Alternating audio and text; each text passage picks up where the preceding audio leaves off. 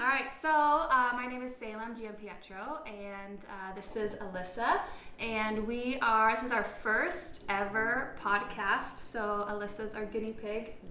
Glad to do it. Yeah, and so just the overall aim of each podcast is going to provide information and inspiration from professionals and everyday people about how to use mindset to maximize your potential.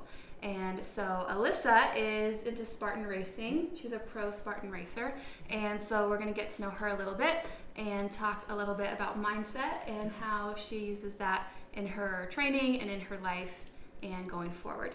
So that's a little bit about you and what you do. How long have you been in a Spartan racing for? So I just finished my third year technically on the Spartan Pro team. So I got a really quick start in it. I just did one race in the spring of 2015, and then I did another one in August.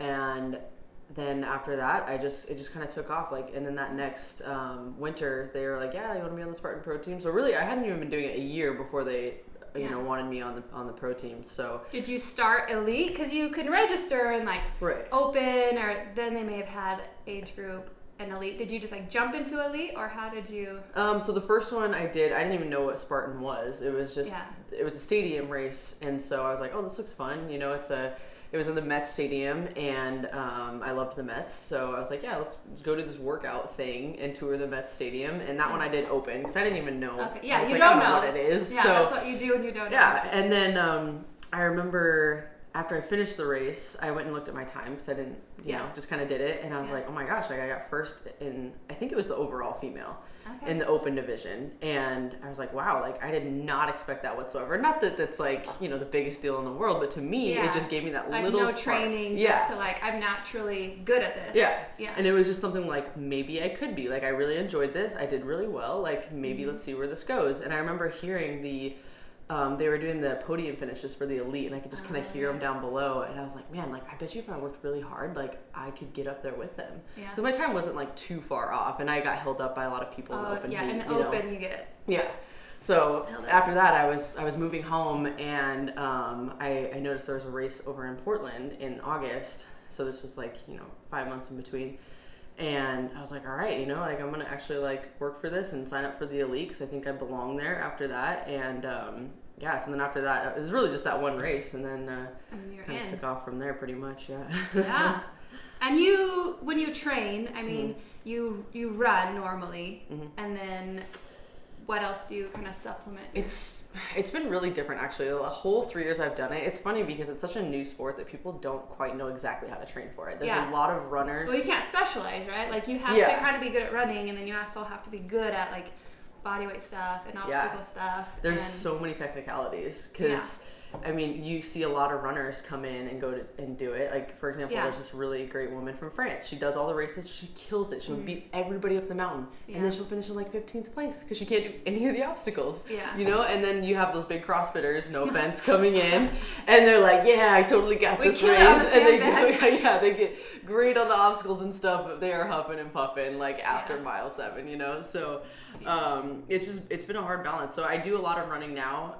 In the beginning, I didn't. I really actually wanted to be a CrossFitter. I was like, okay, I'm gonna train for Spartan, but I love CrossFit lifting. I've always loved lifting. Yeah. And I didn't fall in love with running and really start running until after 8 months in, to actually really being on the Spartan Pro team. That's when I really started running. I was mostly working out at this CrossFit type of gym, doing those workouts and kind of running here and there in between, but I really loved that style. So now it's a lot of running, and I try to stay outside and do just carrying stuff up the mountain. That's my favorite thing to do. Yeah, that's such an odd object. Yeah, and I do just a lot of basic stuff now, just pull-ups and push-ups and burpees, and just trying to keep it more simple now in what's actually going to be involved in the race. Yeah.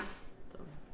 I have done 4 Spartan races, and I think that the spear throw has cost me 90 burpees. Yeah, that one's hard because you can practice all day long in your backyard. Yeah. And you get into a race and you're like, you just shank it. I don't know. It just happens. Yeah. My first one, I was in the open and I got to the spear throw, and I was in my mind, I was like, of course I'm going to get this. Yeah. This, right? It's not that far away. Of course I'm going to get it. And I just easily got it. And I was like, why is this so hard? Yeah, right. Why and every time, 3 times now, I have not been able to replicate that experience. I think there's too much pressure to like, I've done it once, so I can't, and then it's just, it's a big mindset thing going into it, for sure. Yeah. Like, that is the biggest thing going into the spear throw in a race. Yeah. Well, apparently I need to work on that. Yeah. Jeez. So your handle on Instagram is Christian Warrior 14. What does that mean, and why did you choose that? So I chose it actually after. Okay, well, back up. Like after I did that first race, like that's when I really kind of just committed myself to God, and like before that, like a lot of stuff going on, and I really just shifted my lifestyle, like complete 180. You know, I gave my life to Him, and I was just like, you know, I think He gave me this gift of being really athletic, and He's led me to Spartan Race. I fully believed that, and you know, and I think I was just more grateful of Him being able to, or Him allowing me to do what I want to do and pursuing this passion that I had. And so I just kind of wanted to glorify Him through that, really. I just wanted to be like a light in this community, in the Spartan community, and just being able to show the love of God, and just being like, the warrior mentality is like, yeah, I'm a warrior on the field, or not the field, like in the course and things like that, but also in my life. Like, I don't want them to be separate. I want it to be all one thing, and I'm fighting for, you know, just helping other people get to, maybe not even, I mean, obviously I want them to like love God and things, but you know, it's just like being better people. Like, I want to be like that kind of warrior and helping other people, and just pursuing that love and drive, and of just trying to be the best person that you can be. So CrossFit is a little different than Spartan because we train together, you know, and there's a lot of community and camaraderie in the training, and then some people choose to compete and some people don't. Yeah. But that idea of camaraderie and being a light, is that easy in the Spartan community? It just seems they're a little more individual. Yeah, and actually that's I guess the main reason why I made that my Instagram handle is because I do train alone. But I knew that the biggest way I was going to reach people was through social media. Yeah. Because, you know, I talk to so many people. Yes, exactly. Like the Spartan community is great when I'm there, but the main way they're going to see me is through Instagram. And I guess that's kind of how I wanted to portray myself, and, you know, just be that person when I'm not able to be, you know, in my daily life, maybe, you know, training alone and things like that. Yeah. So kind of for people to know what you're about from first encounter versus like Spartan Pro, you know. Yeah, like exactly. We already know that, but who are you a little bit deeper than that? Cool. What does your average day look like? And obviously you just finished Worlds, so you were just saying like you're kind of de-ramping, or, you know, having a little lull before training again. So now, well, yeah, right now it's different. Yeah, it's totally different. I'm definitely like just your normal get up and go to work kind of person right now. I would say I feel like it. But when does your season start? Like, when will you begin training? Well, it's hard. It's a little different every year, honestly. Like last year, I took like 3 days off, and then I started like training again, like just like crazy, because I had, you know, I had scheduled this race at the end of October, and so I was like, well, I still have to be in shape, you know, and so the Spartan season's kind of weird. Like, there's races all year round, so you could technically I could literally be racing the entire year round if I wanted to. So every year's been different. This year, actually, I'm like, no, I don't want to race in the fall. Like, as much as I do, I think I need to take this time off, and it's hard because there's a lot of places I want to go, things I want to see. So it's a little weird right now. I'm going to start training again, I don't know, probably in the next week or so, and just ramp it up. But I have a race in Iceland in December, which is a 24-hour event, so I can't take too much time off. Like, I need to be healthy, and you know, and I'm not. So I really want to take that time to be healthy. And you know what? Iceland's just going to be for fun. Like, it's just going to see what I can do. I've never raced something like that. And then our season. Do you sleep? I mean, you just run for 24 hours? Oh, no, you run for 24 hours the whole time. Yeah. The entire time. And there's only 4 hours of light. You just run around a loop? Yeah, so it's a 5-mile loop. And you just do as many laps as you can. Oh. As many, yeah. Wow. I know. It sounds super appealing, right? Like, why would you not want to do that? I could see, I guess, but it's safe that way if you need to, like, stop. Yes, exactly. It's not like you're not out in the middle of nowhere. Yeah.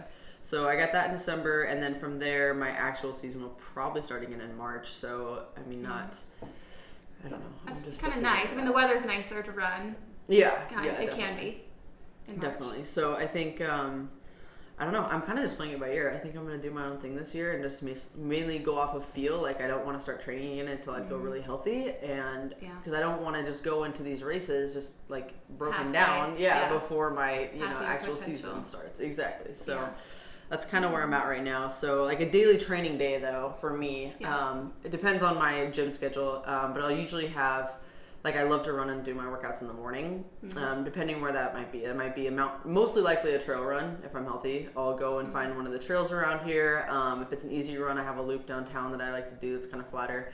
So I'll go and I'll work out for probably, like, in the whole general scheme of things, it's usually between 1 to 3 hours. Okay. Like, one session a day, or do you do? It depends on where I am at in my season. Like, and kind of what I'm training for. I think definitely going into Iceland, I'll be, doing some 2-a-day kind of stuff. Getting ready for 24 hours. But I think, like, last year I was doing all 2-a-days pretty much every day. So what I would do is I'd do like a hard workout in the morning or a longer run, and then in the afternoon I'd go in and bike so I could get those extra miles in. But like, I don't know. I was so just dead all last year. I might have to change some of those things, and we'll see. But yeah, so I might do that, and then I'd go to work, and then I'd, maybe get a bike workout or something in the afternoon. So that's kind of what it looks like.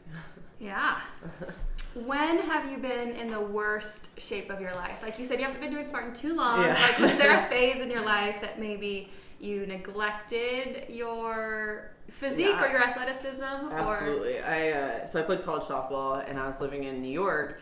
And after I graduated, I stayed there and lived there and worked and all that. And I just was like, after softball, I was like, I don't want to work out at all. Nobody can tell me what to do. I don't have to go work out, so I'm not. And so for like those next 2 years or so, I think it was about 2 years, and I just did nothing. Like, I smoked a lot of hookah, like just would, by myself, like whatever. I really liked that, and I drank a lot of beer. And I went out a lot, and so I was in no shape to do anything, like probably not even like hiking or anything, like I biked to school sometimes when I was still going, and but other than that, I was just like, I did nothing. Like, I was like, yeah, let's go out and get drinks or whatever and go to bed, go to work, like that was it. And so, and then like that's what I mean by that 180. I was just like, okay, I don't want to do this anymore. Like I felt like I was just kind of letting my life get out of control, and I was relying on just outside things to make me happy, like whether it was people or alcohol or whatever. Like, it was just not healthy things that I was participating in. And so after that, I was just like, okay, God, like, I don't know what else to do. Like, I was just in this place where I just felt helpless, and that's when I was just kind of like, all right, like, what do you want me to do? And I'll do it, and I'm gonna stop drinking. And that's when I started going to the gym. I was like, okay, I need another outlet. So instead of going out and drinking or whatever, smoking hookah when I got home, like, that's what I started doing as my outlet, is going to the gym. Your stress relief, or just Exactly. So and then I was like, oh yeah, I forgot how much I liked this, and now I can do the stuff that I actually want to do. And then that just kind of took off from there. So it is kind of nice when it's on your terms more than someone else's. It's funny because so they made us do the airdyne bike a lot in softball. Okay. And it sucked because I was such a skinny girl that all the bigger girls could just chug on that thing. They were fine. They were all up at those RPMs, and I was dying, so I hated it. But now that it's on my own terms, I'm like, okay, I feel like doing it today. I can do this. I love the airdyne, so it's just a funny shift. Jeez, I do not love the airdyne. What would you say is your favorite kind of workout? I love to carry heavy stuff. Like, that's just my jam. So one of my workouts that I like to do is I'll take like a sandbag, a log, a bucket, and I'll just take it up the hill as fast as I can. And I'll run it back down, and then I'll sprint without it as fast as I can, and then come back down. And I just like to do those kind of repeats a lot. And then other than that, like, I love to run. Like, I have this run I do downtown from my house, and just taking that like nice easy route, there's just nothing better to me than just doing that. And it's just kind of my time that's just like peaceful. I kind of talk to God, and I just get to see the scenery, other people running and things like that. And that's definitely one of my favorites too. I saw you posted something. It was after Worlds, and it was something like, "Why can't the carry be at the beginning of the race so that I can be up front?" I know, because it's just like, man, it always starts on the hill. Is that like intentional? That like every race is like pretty 3, much, 2, 1, go up the hill. If they can, unless it's like a pretty flat course. But Montana was That was nice, huh? All the hills. It wasn't like a hill, it was like a hill. I know, crawling on all fours. So yeah, man, and that's just like, I just need to work on the running side. It's just always been my weakness. So yeah, there we are. Yeah. And let's talk about food a little bit. Right. How important is food and your nutrition in your day and in your training? I don't know. I would say a medium amount. Because I'm not the person who's super strict. I'm not like, I have to eat clean and like I have to track, and I really still don't know exactly what works for me. I think I found a pretty good balance right now. But I'm also not filling my body with crap. Like, I think that's been the biggest thing for me is I know when I've eat like crap, I feel like crap, and I'm like, okay, well, that's not gonna help me perform. Yeah. So for the most part, I mean, you know, trying to eat good things, like I kind of go by the 80-20 rule, you know, like 80% of the time I'm eating really well, but like, you know, if I might want a dessert or something like that, like cool, I'm gonna have that.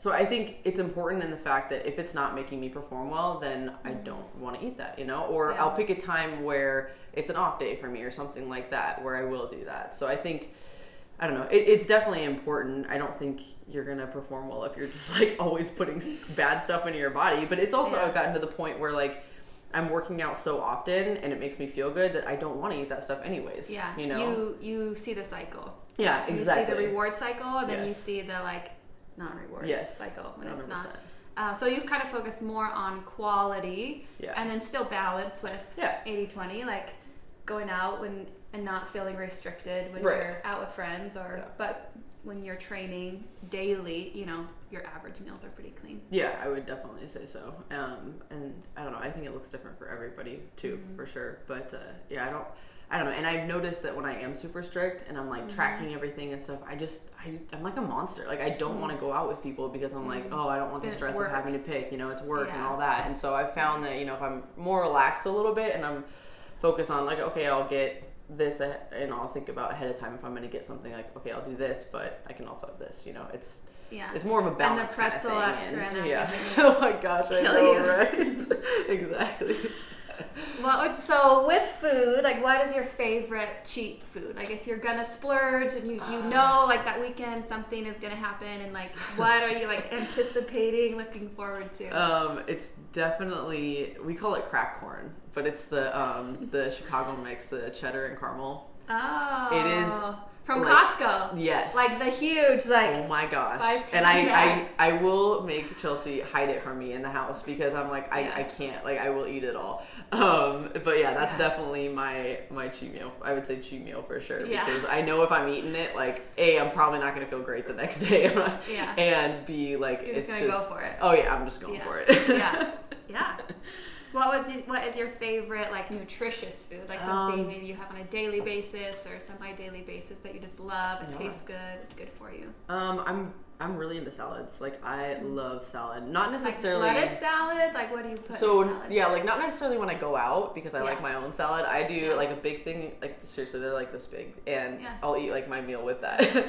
But it's like either spinach or the mixed greens, you know. Yeah. And then I'll put on nutritional yeast, balsamic vinegar, and mustard. And I'll add, I don't even know, sometimes I'll add some nuts or like just kind of whatever I have. Like sun-dried tomatoes, artichokes, like everything like nutritious packed in there. That's like every day. Yeah. So. Okay. How important is mindset to your success, do you think? You train alone a lot. I mean, do. That's a lot of mindset because there's no one else to like, oh. I know nobody's out there like, coaching me or like telling me what to do. It's really been huge for me, and I haven't really honed in on it too much until this year. I actually got a mental coach because I don't know, like it is such an individual sport and thing that you're doing, and it's just I don't know. I haven't realized how much it really plays a part until this year, and I think having that mind coach helped. But I don't know. There's so many different avenues I could go into it. It's been huge. Yeah. All right. So we were talking a little bit about mindset, and how important it is, and you've kind of started working with a coach. How would you, and I think it's always an evolution. I don't think you ever stay in the same mindset because your phase of life changes and your demands change. But in this phase, how would you define your mindset? Is there a certain phrase that you use or something that just kind of keeps coming back to you? I mean, I love what you said though about it just being a phase, because it has been different all the time. And I go through phases. My season's so long that in the beginning of the season, what worked for me may not be working for me by worlds. So I've kind of had to play around with it a lot. And for me, I play around with it a lot in training. Like that's really something I focus on. I'm like, okay, like how do I feel today? So like going into the workout before just powering it out, and just getting it done because you feel like you have to. It's like, okay, well, how do I really feel going into this workout? I think that's been the biggest thing for me is like, and if I'm not feeling it, if I'm like, I don't want to go and do this, then why? And it's been like, okay, like also why am I doing this? So my mindset's been like, okay, I have a speed workout today. Well, like, what is that helping me accomplish? That kind of thing. And just kind of going into my workout with this, I'm going in intentionally. So my mindset is intentional. I'm going in here for a purpose. And like, what's the overall outcome? Like, I'm doing this because, I want to get faster. I'm going to get stronger. Or like, I need an easy day today, so I'm going to go easy. So it's really been kind of figuring out, and also like what I'm saying to myself during my workout.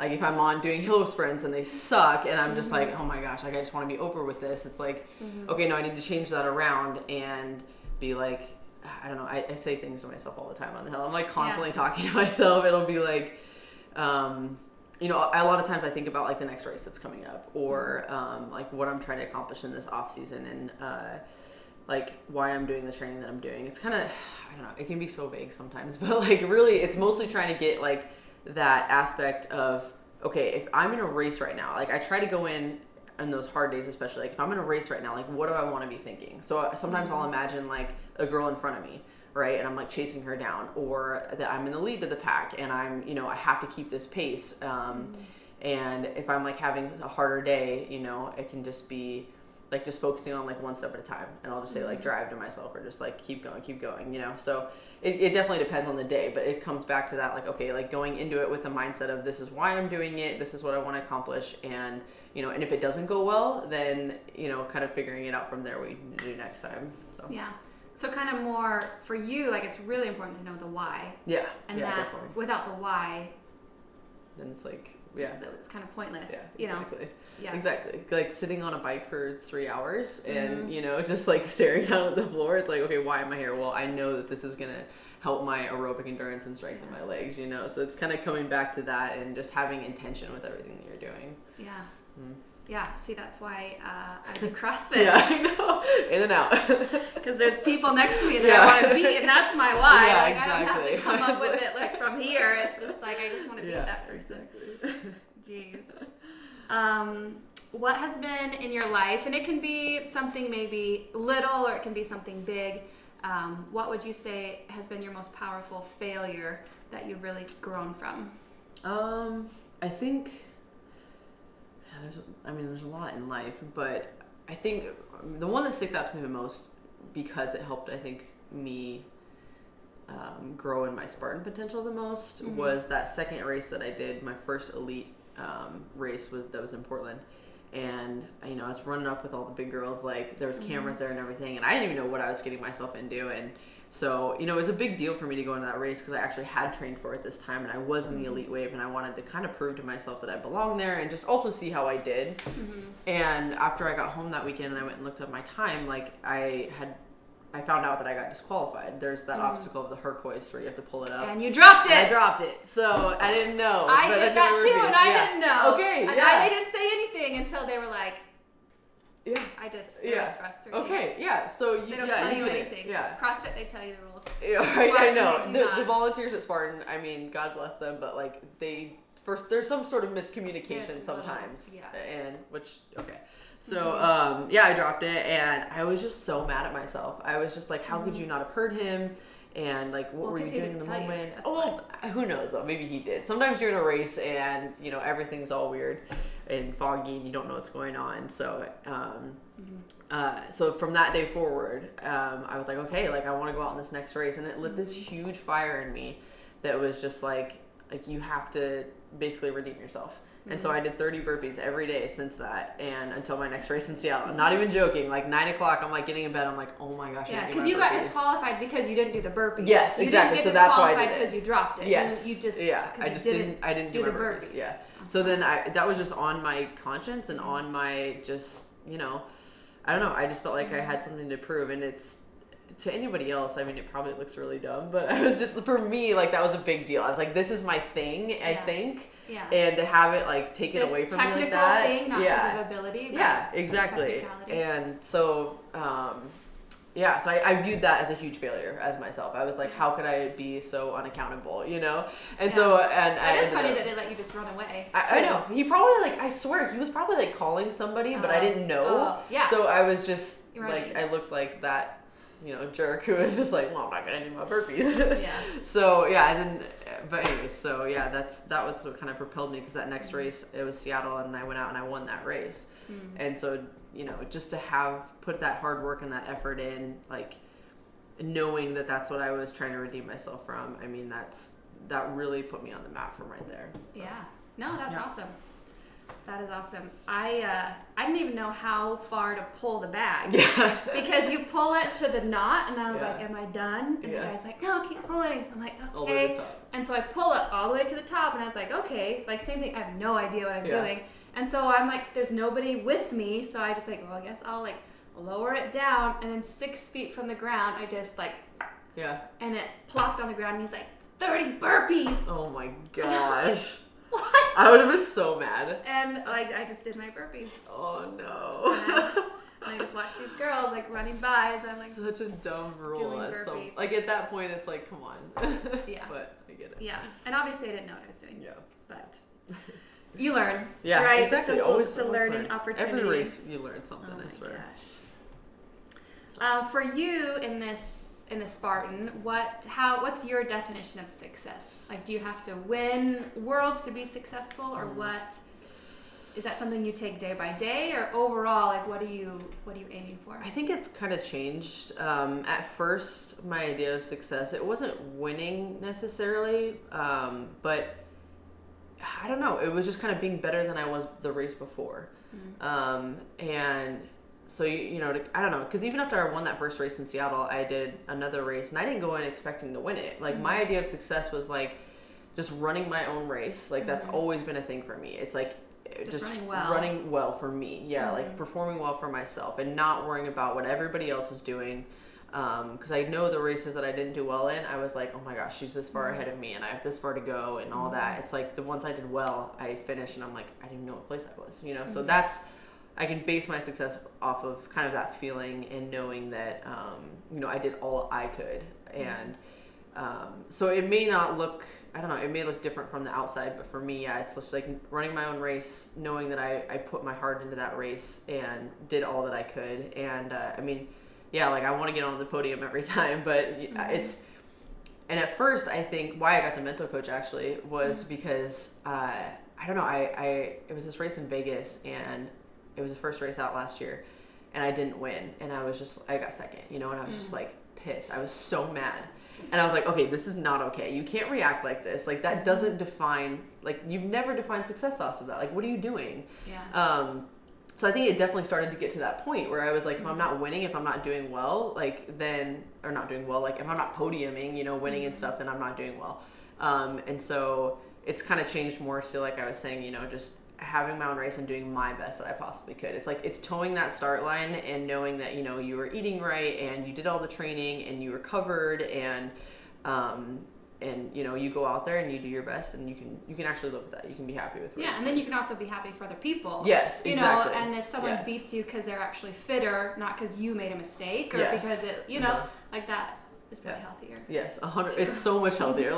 Lindsay won Worlds this year, and she wins everything. But I respect that girl so much because I know she works so hard, and I know she deserves it. I'm not I don't have that feeling of I need to be on top. I know she works hard, and I just need to work a little bit harder, and that's okay. Yeah. So thinking of your whole person, your body, physically, your mind, mentally, and then your soul or spirit, how would you define strength in those areas? And is one more important than the other? Well, that's what I've always kind of loved about Spartan is like, I think it really tests all those things, like your body, mind, and your spirit, you know, when they're in every race. I mean, I feel like you kind of get to that point, and probably with a lot of things too. And I like that it's so life applicable. So like, you know, coming to obstacles in the race and overcoming adversity, like I'll think about races when I'm in a life situation and be like, okay, like, because I was strong in that race, I can be strong here. So, I think being strong in the body though, like in a more general, sense of it, is just like being strong for everyday life. Like you are, you know, I can go on a hike on the weekend with my friends and, you know, like I don't have to train for that, or I can go backpacking or, you know, whatever. It's like kind of freedom, like a sense of no limitations. Yes, 100%. Physically. Yes. And for people who have kids, you know, like being able to play with their kids without like, you know, worrying about getting thinking hurt about or, their, you know, something their, like that. Yeah, I think that's a huge thing, is just being strong for life and being able to, be versatile, like go and try new things at any given time. And, so I think that would be the body part. I think the mind part would be being able to be resilient. So at anything that life throws at you, it's like how you react to it. So do you react and you shut down and you, you know, sulk or eat bad or whatever? I think being strong in the mind would be like, okay, believing in yourself and knowing you can overcome anything and, you know, finding a way to get something done. Like if you have a problem, right? Like I think being strong would be like, okay, I can fix this. There's a solution to this somehow. And I think it's always trying to like, I don't know, expand your mind too, and like listening to podcasts, reading, you know, just having that growth of like learning new things and seeing other people's point of views and things like that. I would say like that's being strong in the mind.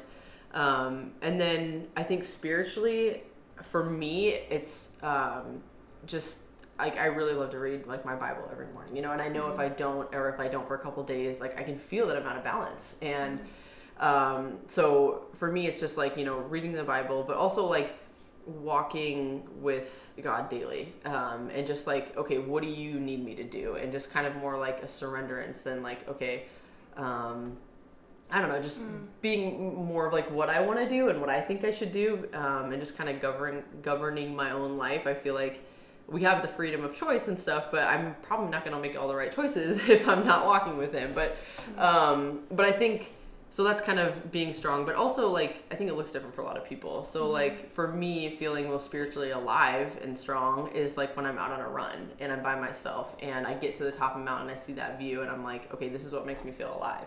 And so I think for other people, maybe it could be that. It's like, okay, what makes you feel alive? And like, what are you doing to like be by yourself and know yourself? And versus what being you're distracted all the time. Yeah. And I feel like people don't like, I don't know, I just feel like a lot of people aren't like, they don't like being alone. They'll check in with themselves. Yeah, exactly. You know, like they don't know how to be in their own thoughts or why they're feeling a certain way.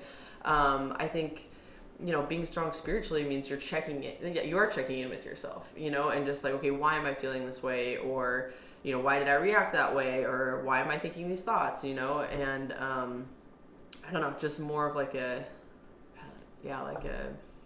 internal kind of thing, I guess. So. Is there somebody in your life who represents that strength to you, like the whole package of physically, mentally, kind of spiritual strength? Definitely my dad. Like, I'm like kind of a spitting image of him. Like we're like twins, kind of, and it's funny. I don't know, we get it a lot, but he is just somebody, and I think I'm like that because I've always looked up to him like that. He's always embodied all those three things of strength for me. He's always been very physically active. You know, he would play with us and throw us around, and you know, we'd always be adventurous and going and traveling. And then just like he's taught me a lot about mindset. He was really my mentor in the beginning, and you know, he would talk to me before every race, like how are you feeling? Right.